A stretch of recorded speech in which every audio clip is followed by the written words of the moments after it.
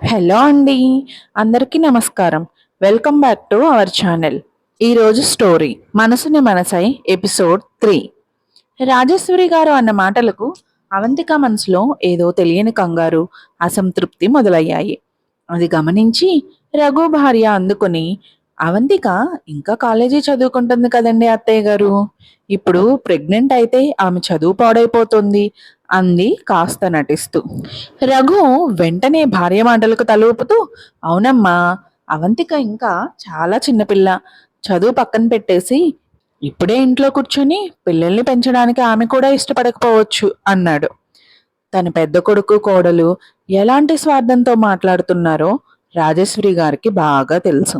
అందుకే ఎలాగైనా అనిరుద్ధ్కు ఒక వారసుడిని తేవాలని ఆమె అంత గట్టిగా డిసైడ్ అయ్యారు. ఆమె నేరుగా అవంతిక ముఖంలోకి చూస్తూ, అనిరుద్ బిడ్డను కనడానికి నీకు ఇష్టమైన అవంతిక, ఒకటి గుర్తుపెట్టుకో, రేపొద్దున్నే నువ్వు నీకు పుట్టబోయే బిడ్డే అనిరుద్ధ్ ఆస్తి మొత్తానికి వారసులు అవుతారు.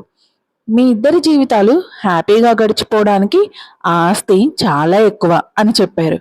నాకు ఇష్టమేనండి, నేను రెడీ అంది అవంతిక ఏమాత్రం ఆలోచించకుండా. ఆ మోసగాడు కళ్యాణ్కు అనిరుద్ధ్ ఆస్తిలో ఒక్క రూపాయి కూడా దక్కకూడదు అంటే తను ఏదైనా చేయడానికి సిద్ధంగా ఉంది. పైగా ఒకవేళ తనకు ఇష్టం లేకపోయినా ఈ ఫ్యామిలీ తనను బలవంతంగానైనా ఒప్పించగలదని ఆమెకు తెలుసు. అవంతిక సమాధానం వినగానే రాజేశ్వరి గారి ముఖం వెలిగిపోయింది. చాలా సంతోషం అమ్మా. బయట ఉన్న కొందరు తెలివి తక్కువ ఆడవాళ్ళలా నువ్వు ఆలోచించలేదు. అనిరుద్ధ్ చనిపోయే స్థితిలో ఉన్నాడని వాళ్ళు ఈ ఆస్తిని వదులుకున్నారు అన్నారు నవ్వుతూ. కాఫీ తాగడం అయిపోయాక అవంతిక పాత బంగ్లా నుండి బయటకు వచ్చి తన ఇంటికి బయలుదేరడానికి రెడీ అయింది. కానీ ఆమె కారు ఎక్కేలోపే కళ్యాణ్ వచ్చి అడ్డుగా నిలబడ్డాడు. ఉదయం ఎండ గట్టిగా కాస్తోంది. చుట్టూ పక్షుల అరుపులు వినిపిస్తున్నాయి. కళ్యాణ్ని చూడగానే అవంతికకు అసహ్యం వేసింది. సుమతి, ఈ గిఫ్ట్ బాక్సులు తీసుకొని మీరు కారులో కూర్చోండి అంది అవంతిక. సుమతి సరేనని తలూపి ఆ గిఫ్ట్స్ తీసుకొని అక్కడి నుంచి వెళ్ళిపోయింది.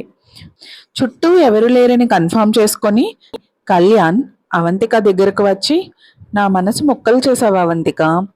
మనం లవ్ చేసుకున్న రోజుల్లో నన్ను కనీసం చేతిని కూడా ముట్టుకోనివ్వలేదు, కానీ ఇప్పుడు బాబాయ్ బిడ్డను కనడానికి అంత ఈజీగా ఎలా ఒప్పుకున్నావు అన్నాడు కోపంగా. ఆయనకు బిడ్డని ఇస్తే ఆస్తంతా నాకే దక్కుతుంది. అంత పెద్ద ఆఫర్ వదులుకోవడానికి నేను పిచ్చిదాన్ని అనుకున్నావా అంది అవంతిక కావాలనే అతనికి మంట పుట్టేలా నవ్వుతూ. ఆమె అన్న మాటలకు కళ్యాణ్కు పిచ్చి కోపం వచ్చేసింది. సరే, ఒక పని చెయ్యి, నువ్వు నా బిడ్డను కను, కానీ అది బాబాయ్ బిడ్డే అని అందరినీ నమ్మించు. ఎలాగూ వాడు కూడా మా ఫ్యామిలీ బ్లడ్డే కదా. ఒకవేళ మా నానమ్మకు నిజం తెలిసి కోపం వచ్చినా నిన్ను అవర్షం చేసుకోమని మాత్రం చెప్పలేదు అన్నాడు ఐడియా ఇస్తున్నట్టు. కళ్యాణ్ అన్న మాటలకు అవంతిక ముఖంలోని నవ్వు ఒక్కసారిగా మాయమైంది. ఆశ ఉండొచ్చు కళ్యాణ్, కానీ బుద్ధి లేకుండా ఆశపడితే ప్రాణాలకే ప్రమాదం అని అవంతిక గట్టిగా వార్నింగ్ ఇచ్చింది. అనిరుద్ గారు పక్కన ఉండే మనుషులు ఎంత డేంజరో నేను విన్నాను. ఆయన శ్వాస ఆడుతున్నంత కాలం ఎప్పుడు కోలుకుంటారా అని వాళ్ళు వెయిట్ చేస్తూనే ఉంటారు. ఒకవేళ నేను నీ బిడ్డను మోస్తున్నానని వాళ్ళకి తెలిస్తే నిన్ను ప్రాణాలతో వదులుతారనుకుంటున్నావా అంది. అవంతిక అన్న మాటలు కళ్యాణ్ తల మీద ఐస్ వాటర్ కుమ్మరించినట్లు అనిపించాయి. లోపల వణుకు పుట్టింది. తన బాబాయ్ మనుషులు ఎంత క్రూరులో అతని కంటే బాగా ఎవ్వరికీ తెలియదు. బాబాయ్ యాక్సిడెంట్ అయ్యాక వాళ్ళు కొంచెం సైలెంట్గా ఉన్నారేమో కానీ పూర్తిగా సర్దేసుకోలేదు. నేనేదో సరదా కన్నాను అవంతిక, ఆయన బిడ్డ అయినా నా బిడ్డ అయినా మా వంశం వాడే కదా.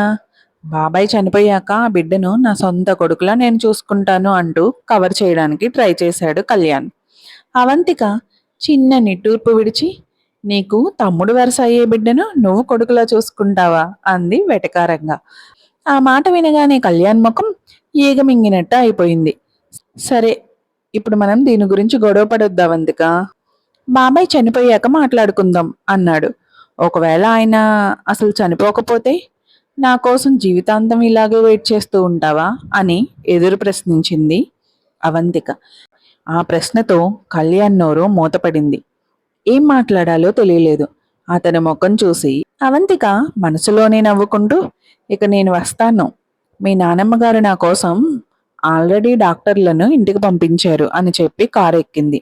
అవంతిక బంగ్లాకు తిరిగి రాగానే రాజేశ్వరి గారు పంపించిన ఇద్దరు లేడీ డాక్టర్లు ఆమెను మెడికల్ చెకప్ కోసం రూములోకి తీసుకువెళ్లారు.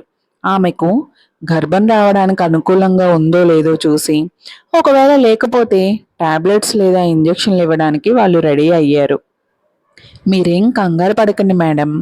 ఇది కొంచెం పెయిన్గా అనిపించవచ్చు, కానీ ఒక్కసారి మీరు అనిరుద్ గారి బిడ్డకు జన్మనిస్తే ఇంట్లో మీ స్థానాన్ని ఎవ్వరూ మార్చలేరు అని ఒక లేడీ డాక్టర్ ఆమెకు ధైర్యం చెప్పింది.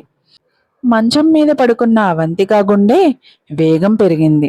ఆమె డాక్టర్ వైపు చూస్తూ, ఇదంతా జరగడానికి ఎంత టైం పడుతుంది డాక్టర్ అని అడిగింది. మీకు ఈ స్టోరీ నచ్చినట్టయితే ప్లీజ్ సబ్స్క్రైబ్ చేసుకోండి, లైక్ చేసి షేర్ చేయండి. మరో ఎపిసోడ్తో మళ్ళీ కలుద్దాం. Thank you.